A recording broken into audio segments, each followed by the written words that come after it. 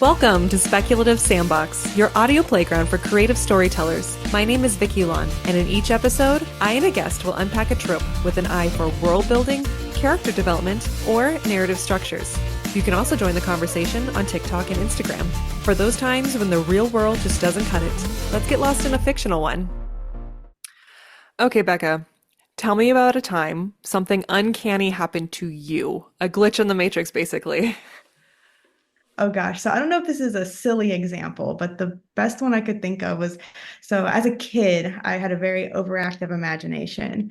And there are a couple of times throughout my early childhood, I want to say between the ages of like 4, 5, and 6, that I basically saw things that weren't there. This is going to sound really weird, like I'm the kid from Sixth Sense. I'm not. That's not what I mean. Okay, okay. I think it was a combination of just overactive imagination, maybe something like neurological development. I don't know how all that works, but like I remember really clearly, like could also have been dreaming or daydreaming.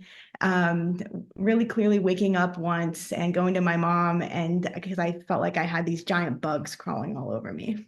And in my head, in the memory I have, they were very real, but they were definitely not there. It was definitely either like some dream state. I think at that point I had woken up, and so I was convinced that they were crawling all over me, but they were not. There was another case where my favorite princess was Sleeping Beauty, and I swear I saw her walk into our bathroom. She was not Oh, there. Isn't that like that sounds almost like a weird like ghost story thing, but uh-huh. like it wasn't that kind of like scary. It wasn't scary to me. It was more like exciting. And then I realized that she was not there and that it was probably Oh. just my imagination. But it's odd because like when you're a kid, like the boundaries between real and imaginary get very blurred, which maybe is very relevant to today's conversation. But those were very uncanny instances. So like in the moment in my mind, in my little kid mind, I was like, this is real. And then Mhm. upon further inspection, I was like, oh, that was not a real thing that happened. Wow, that's so interesting to hear. And I could think of several listeners, and we've done, I know you said it wasn't paranormal or ghost, but we've had paranormal and ghost episodes where just interesting things happen when you're a kid. So I have an uncanny story as well. This one has a medical explanation. But let's say that we were in the medieval times and we didn't have that medical resource. Like I'd imagine this would be really, really trippy. So every now and then I get migraines. I don't get migraines to the extent that some people I know suffer from them almost like weekly, daily, I get them maybe 2 to 3 times a year. And when I do, though, I can tell because suddenly I stop seeing faces. So the last time it came on was I was scrolling TikTok or flipping through TikTok, and there was a picture of Robert De Niro when he was a young kid. And what's funny is that must have been right when it kicked in because his picture showed up and his face looked like it was melting. And at first I was like, oh wow, someone messed with his face. But then I was reading the comments and no one was talking about it. And I kept looking at his face and then and then I swiped and then everyone's faces. Basically what happens is they become blurry and I can't see Oh, features, eyes, nose, mouths, they all disappear. It becomes like a skin face. And every migraine I've gotten, that's one of the cues. I also get crystals that kind of weird, like almost like someone tore through the space-time continuum and left crystals in its place. whoa. So that happens, and it's definitely, I looked it up. It's definitely a side effect of certain migraines. Um, Very weird, very weird. The first time it happened to me, I was walking in the Yeah. grocery store, and a woman walked by me, and I couldn't see her face. Very weird. Oh, wow. Wow. Yeah. Imagine if we didn't have modern science, it would be like, well, I guess you're just going insane, lock you up Yep. in the asylum. Yep. Yes. Yeah, these things are scary. But other than that, it doesn't bother me that much. It's just when it happens, I know I have to, for the next, like, set aside the next 2 to 3 hours and just deal. So I'm at least thankful I have some sort of warning. Not everyone does. So Yeah. anyway, Yeah. Becca, we are here to talk about uncanny fiction. So can you please introduce yourself and tell our listeners your latest projects? Yes, so my name is Becca Mionis. I'm a science fiction and fantasy author. All of my catalog right now is just science fiction, which is totally fine with me, but I do plan on writing fantasy one day. I have technically 3 books currently published, independently published. The first is a standalone sci-fi rom-com, very light and silly. And then the other two are in the same trilogy. Book 2, by the time this podcast comes out. It will probably have already published, but it comes out on the 15th of this month. So that's exciting. Yay, finally, Yay. book two of a three-book trilogy. So yeah. So now you've got to write book three, or Yes. yeah. Oh, fun. Yes, I Okay, so do. today we're getting together to talk about uncanny fiction, but there was an evolution in this topic, and I will share. So when you first came to me, you were interested in uncanny valley, a phenomenon that we see a lot on the visual medium, right? So right off the bat, I was thinking Polar Express. There was a lot of uncanny valleyness to those characters. But then I found a topic, I'm sorry, then I found an article in Medium that described uncanny fiction to me, because then I came across that, and it says, uncanny fiction leaves the reader in a state of uncertainty. Often this involves a sensation of not really knowing if something is real or not. We can relate this confusion to a phenomenon known as the uncanny valley, a term first introduced by Japanese roboticist Masahiro Mori in 1970. So, what interested you in this topic? Well, I've always had an interest in the concept of uncanny valley, both in like just everyday life and as like a science fiction trope. So the more I thought about this uncanny fiction concept, the more little like different angles you can take on it. I realized I had Mhm. a lot of fun just kind of mulling it over in my head.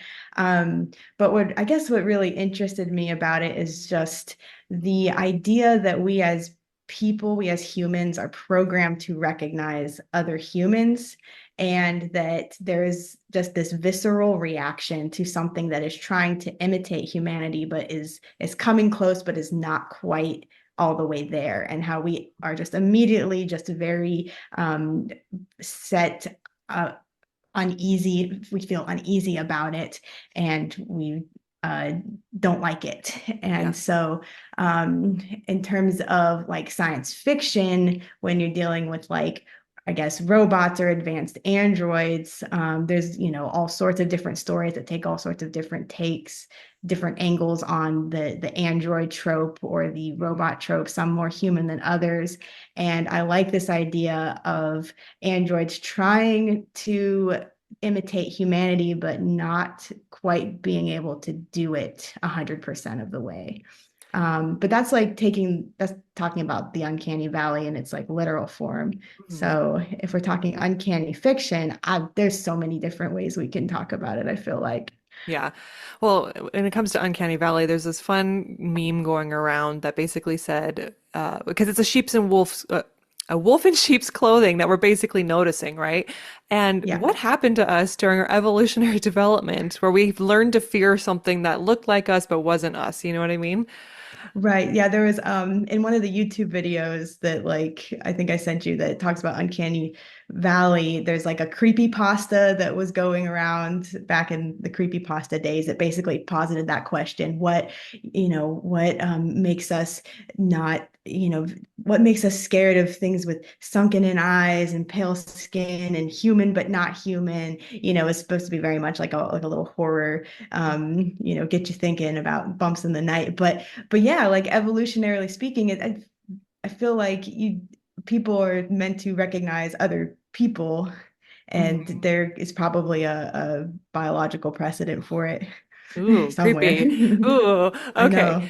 So let's talk about uncanny fiction. And I thought the best way to describe uncanny fiction was to kind of roll out some fictional examples. So the ones I found, Frankenstein by Mary Shelley, the main character is human but not human, right? It's a what do you call it? Revived corpse of many pieces.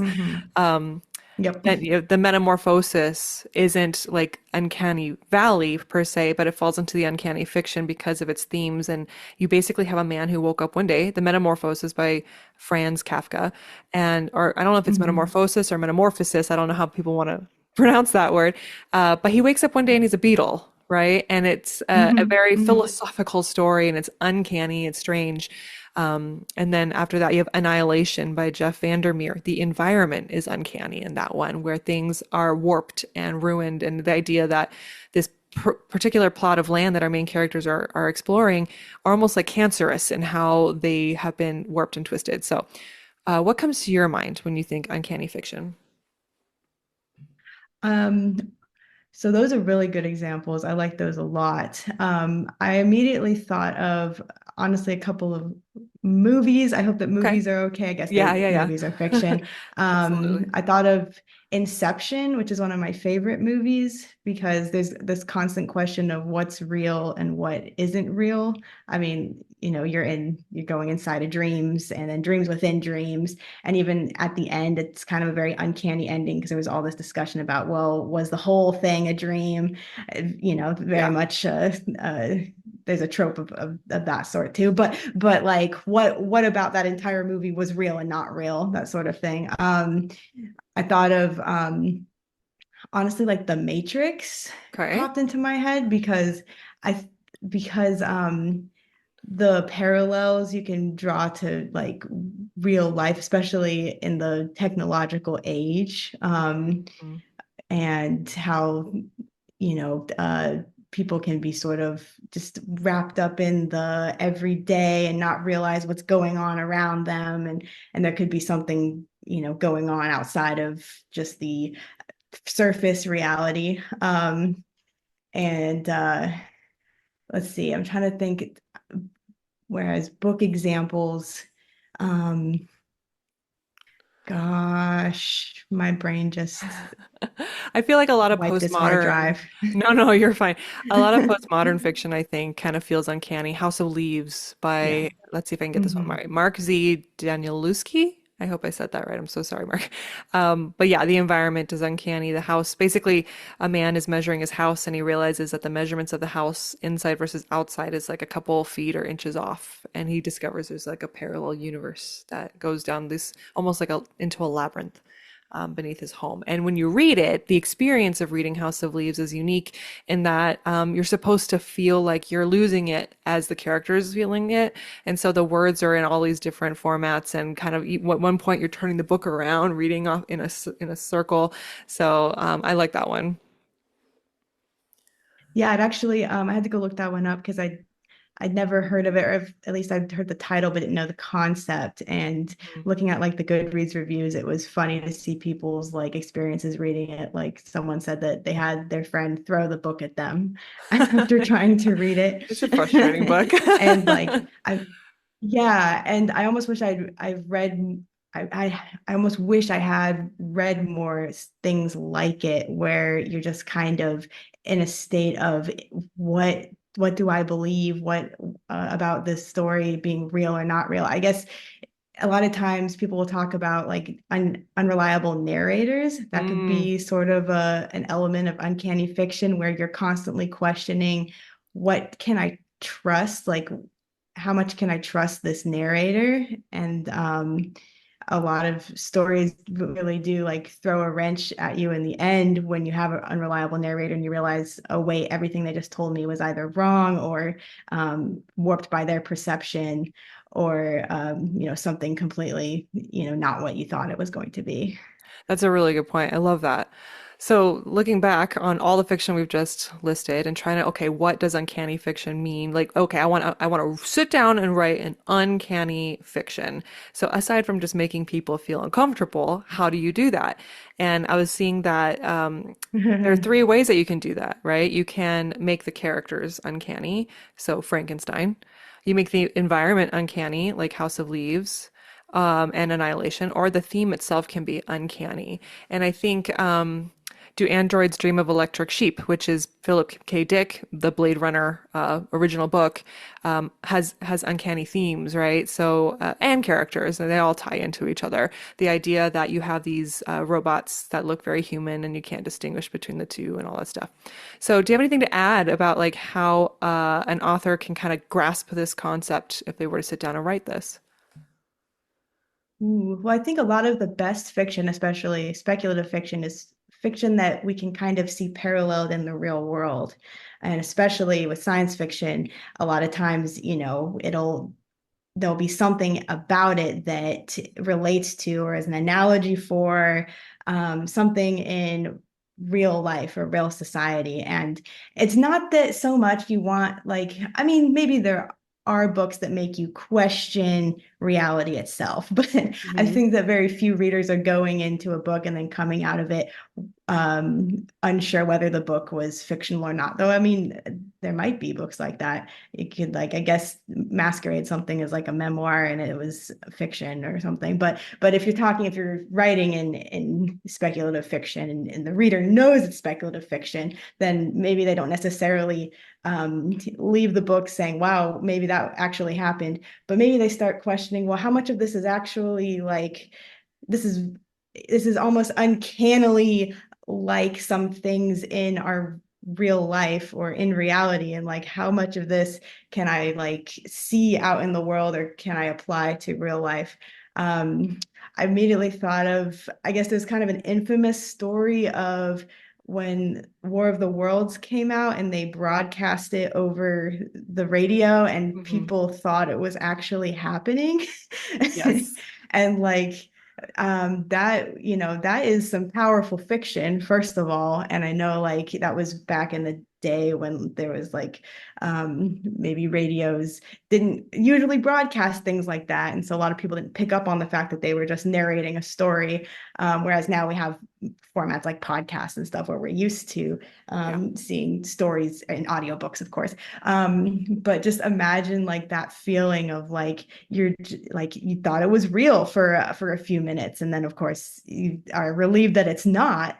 But just the power that fiction can have to make people question their reality a little Yeah. bit. Um, Yeah. No, it's such a good point. My dad told me about that radio show because it was very memorable, and he loved telling me about that. And what's kind of I think I actually found the recording at one point, and I think in today's mind, it's very clearly a story, a dramatization. But yeah, if you kind of happened upon it, it'd be very terrifying. That makes me think of any time. So I live in Arizona, and I on very clear days we can tell and see when Starlink gets launched in California, and that is the most trippy experience if you don't know what's happening. I remember one time it was up there and you could see like the launch point. I don't know what these terms are. And then you see the crystals that get left behind. And so even though the spaceship is gone, the light is still there. And I don't know how that works exactly, but to me, it mm, looked like this huge celestial dark being holding a flashlight, and it's just randomly on in the middle of the mm, sky.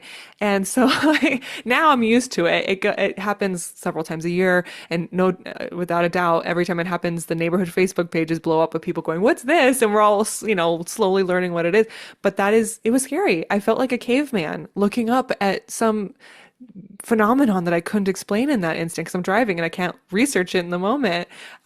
But yeah, it's just kind of cool how the idea of something happening and you don't know what it can perceive and your brain can interpret so many different things. It still happens.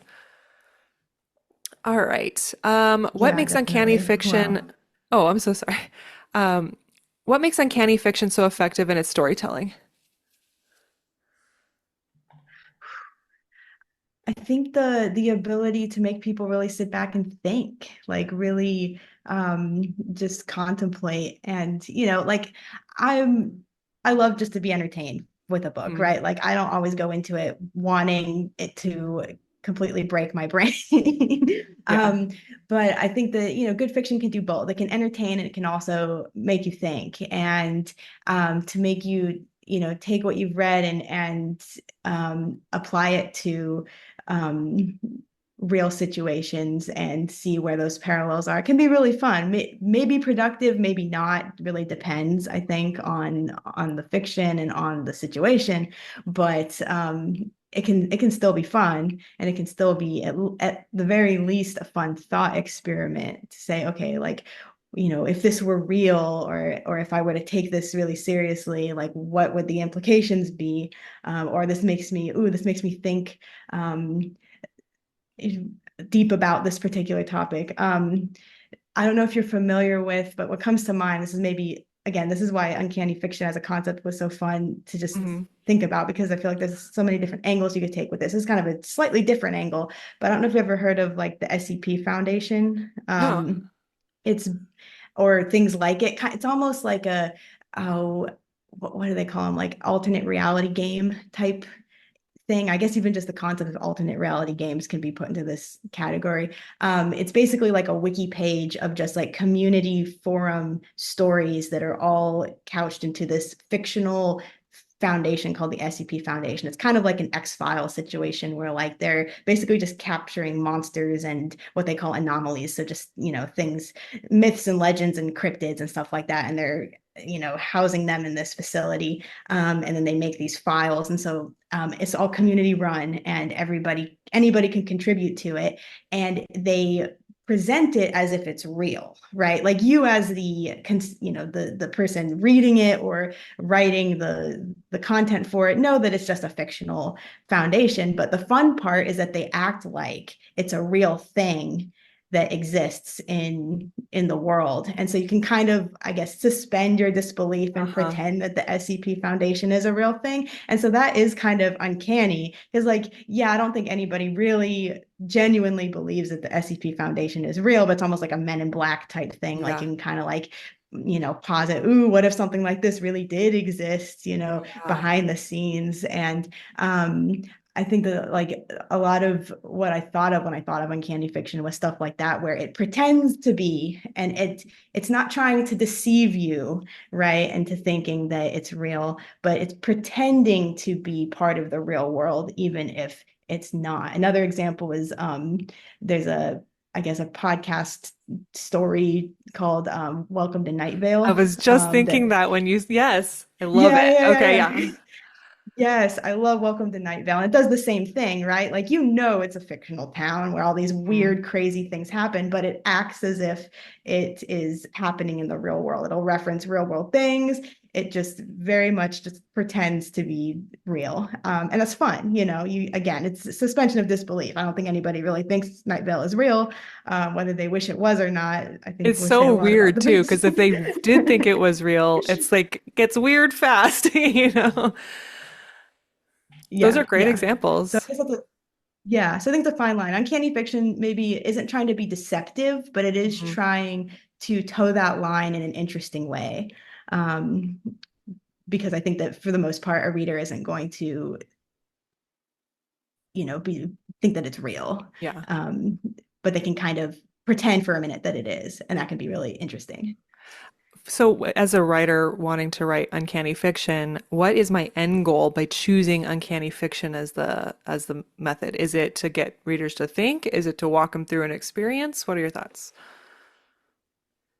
Maybe like a little bit of both. I mean, it really depends maybe on like the genre and the tone that you're trying to take. Like if you're trying to unnerve someone like House of Leaves, then your end goal is very different than someone who maybe just wants to get people thinking. I guess depending on your sensibilities, Frankenstein may or may not be like an unnerving story. I'd say it is and it isn't. Like I love Frankenstein. I loved reading it in school. I think it's such a fascinating story. And like, even though it was written, a couple hundred years ago, it's still so relevant today. Mhm. But like, I found it, I think, more compelling than disturbing. Like there are just, disturbing elements of it, but it's just more of, um, um, I want to think of a phrase other than get you thinking. but I guess that is the best way to describe it. Get you thinking about a lot of different things and about what it means to be human and the limits of science and what the responsibility of a scientist or a creator is, et cetera, et cetera. So really, yeah, the end goal would have a lot to do with what sort of story are you trying to write and what emotions do you want to elicit from your readers. So I feel like in that way, uncanny fiction is very versatile. That's a great point. So, if you decide to make your main character uncanny, Frankenstein, a robot, how does this affect then the character development?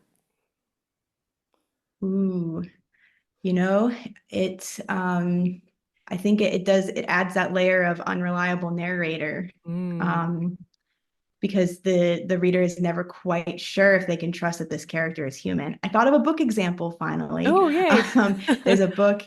There's a book. It's a young adult fiction. It's called The Kingdom by I think Jess Roth. Rothenberg. Don't quote me on that. I might be saying the author's name wrong, but it's a really cool concept. Basically, the idea is it's kind of like Westworld, where there's this big amusement park that's basically just a comment on like Disney World and amusement parks like Disney World. And the main character is actually like this android hybrid. And she is one of the like essentially one of the princesses that have to go out into like the character performers that go out into this park and have to entertain the guests. And weird things start happening. Her sisters start acting weird. Weird things start happening around the park. It's very eerie and uncanny. And but your main character, your protagonist, is not technically human, though she is kind of, and they're never really clear on whether or not they are androids with human minds or humans with android parts. It's never really clear. They just call them hybrids. So I guess they have a little of both. But like by the end, you're just not really sure like whether you should have rooted for her or not. And that was a Oh. really interesting reading experience. Oh, because she gets framed for a murder. She gets accused of murdering a human, one of the staff members. And so like the story is told in a lot of like flashback like interviews and then her point of view. It's for something that like on the front cover makes it seem very like fun and colorful. It's actually like a very like interesting sort of murder mystery, sci-fi, almost horror. But when you have a character like that that is uncanny, where you aren't quite sure how human they actually are, like you want to root for them, especially if the character development still has to have some kind of arc for them, right? Whether that arc is negative or positive. And you do want to give them some human characteristics. Otherwise, the reader's not going to be able to empathize with them at all. And one of the, I guess, like elements of her character, she's becoming more human as the story progresses. But you're still like the whole time I was still kind of like, but what are you? Like what is your goal? Like what do you want ultimately? If are you more robot than human? And Mhm. it doesn't have to be, the character doesn't have to be a robot. You can do it with like an alien or with any like just non-human entity, I guess. But you still have to give them something for the character to relate to. But I think that the character arcs can be a little different depending on where you want the story to end up. Mm. It's fascinating. So as you're telling me the character arc and the progression of the story, it got me thinking. My wheels started turning. I'm going to ask kind of a big question. Um, Yeah. if Uncanny Fiction is and Uncanny Valley is based off of some sort of measuring stick of normalcy, right? Something isn't quite normal. What is normal? What space is saved, or what space is there, or how does this trope relate to voices that may be neurodivergent? How do we draw that line? How do we make that, you know what I mean? Mm, yeah, yeah. I know you have to approach that with a lot of sensitivity Exactly. because Yes. what is uncanny to one person Hmm. might not be uncanny to someone else. Yeah. And if we're talking, as I mean, I'm personally not neurodivergent, so I can't speak for those that are and how they approach fiction. So I think it's like you approach anything with consideration and sensitivity that, some things may be perceived differently by different people. And that's the fun part of fiction is that there is no one ultimate interpretation, right? Hmm. And one right way to write fiction. So I think, yeah, just there's a lot of like room for, I think, um, new perspective there Hmm. and Yeah. differing perspective. Agreed. Yes, because as I'm thinking about it, I've seen a lot of people make really interesting observations about characters or tropes of characters that maybe some people thought were like couldn't relate to, right? But then they pointed out actually this is very much of the ADHD mindset or the autistic mindset or something, stuff like that. I know that The Yeah. Wild Robot came out recently, and I saw a ton of the whole theme, right, was that this uh goose, was it goose? I hope I remember got this right. So the wild robot, very quickly, is about a robot that lands on an island and kind of through a series of unfortunate events kills the mother goose or whatever animal they are, bird, and decides to adopt the remaining egg as their own, raises the bird, and the bird, as a result of being raised by a robot, is a little different, and he gets shunned and shamed by the rest of his bird community. And the amount of, so then, when we talk about uncanniness and how other people perceive someone who's different, a lot of people went to social media and started expressing, I relate to this so hard as a mother of like an autistic child and stuff like that. And that isn't the only case, but I'm just explaining what I saw. And so, as we talk about things like uncanny, we as humans, we get freaked out by the Polar Express, right? And we feel weird when Yeah. we see those robots in the what do you call it? The presentations where they're so real but not quite, and it just freaks you out. Or like the animatronics. Yeah, yeah. Exactly. And the Yeah, spaces yeah. that we can hold as humans, the sensitivities to being open to things that we may initially think as different, but is really just an opportunity to expand our mindset of what it means to be human. Yeah. And I think one thing to point out is that like, the word uncanny, it's not meant to be a negative term, at least not in my conception of it. I guess it could be taken that way, Hmm. but like what the definition of an originally, right? The phrase that the roboticists used was eerie valley, right? Mm-hmm. And eerie is a much different word, I think, than uncanny, especially in the English language. And I think that's in some ways a good thing because I think the word uncanny, language is powerful and wording can be so powerful. So the word uncanny is really kind of opened it up to being not just the eerie and the creepy, but just the unexplainable or the different, Hmm. which can be a very the lighter side, right? Like Hmm. it can be eerie, it can be creepy, but it can also be sort of just interesting, different, and that in that way it doesn't alienate those that might be different Hmm. by making it a negative connotation towards the word. Yeah, absolutely. And I felt like that was a big question, a big topic of discussion, because anytime, we go dive into these things, there's just different aspects of humanity. And it's interesting how things kind of pour into fiction and how people can perceive them. So as we evolve and we kind of become more aware of differences, it's kind of interesting to also see that reflected in our fiction. Okay, moving on from back to the lighter stuff. So, at the heart of our psyche, I guess maybe this isn't so light of a question. At the heart of our psyche, why are we so comfortable around uncanny things? Hmm. Um, yeah, I think it goes back to just human nature and wanting to see humans, or wanting to, well, I guess wanting to see humans and things, but also wanting to be able to recognize humans for what they are. I think that's why people get so uncomfortable with like AI art.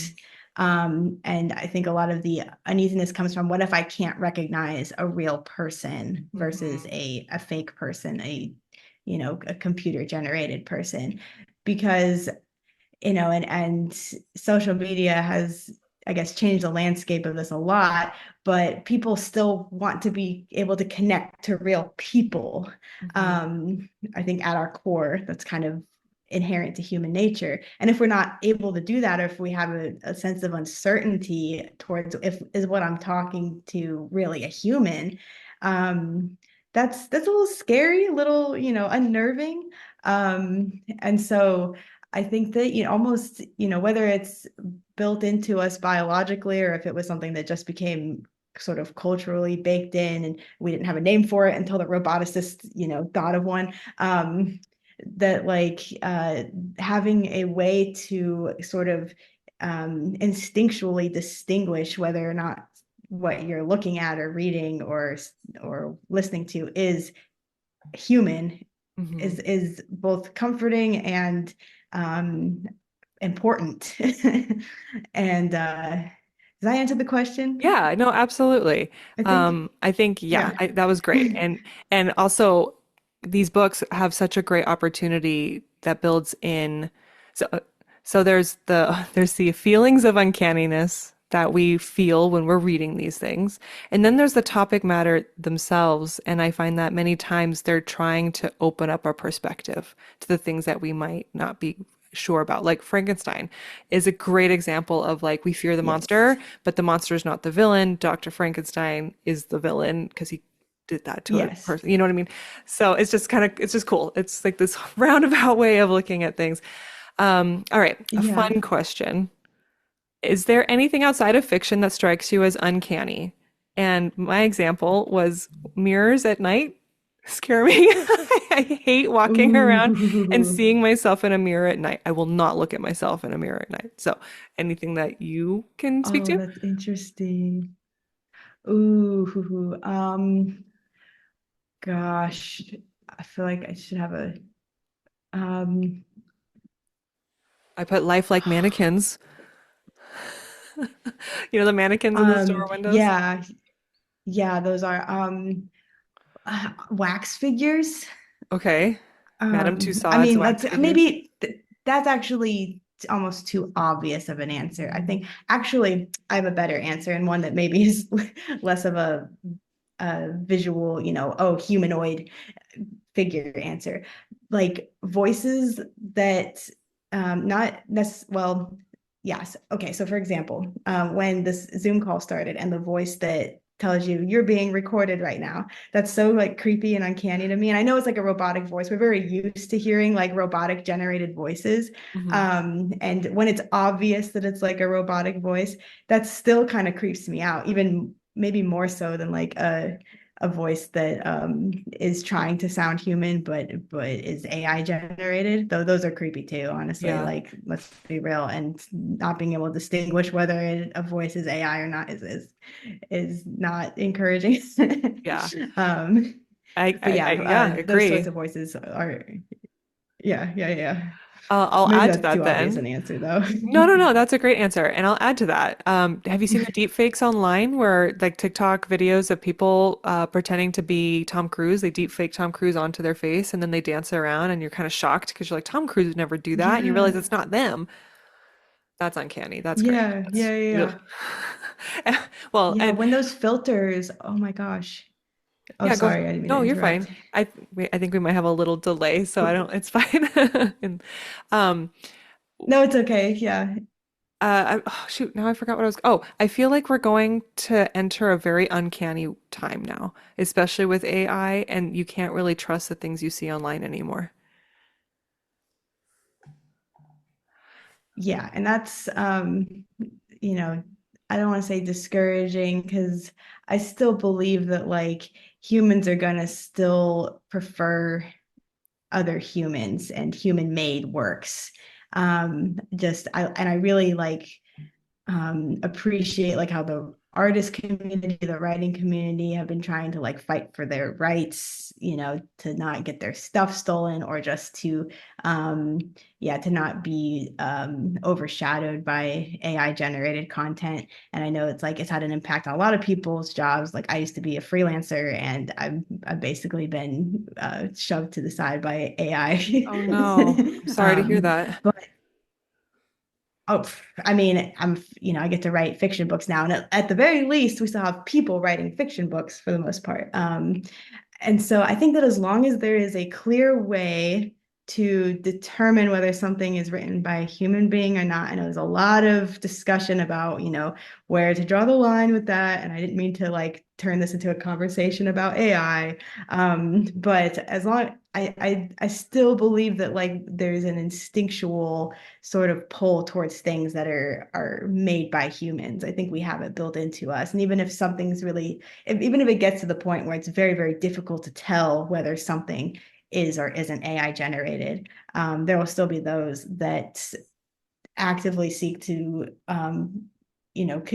consume and buy media and made by humans.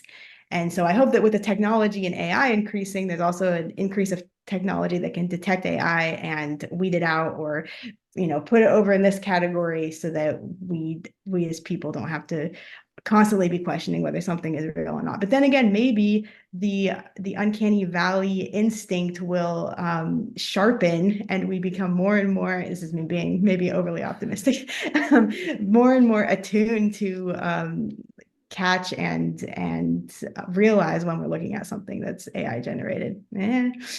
Yeah, and I don't mind you Thank turning you. into an AI conversation. I think it's been on the top of everyone's minds. And if I recall, I think you were interested in talking about AI. We were originally chatting. But yeah, I think it's very relevant, especially for this topic, especially as we're kind of making this interesting societal transition with AI being so readily available. All right.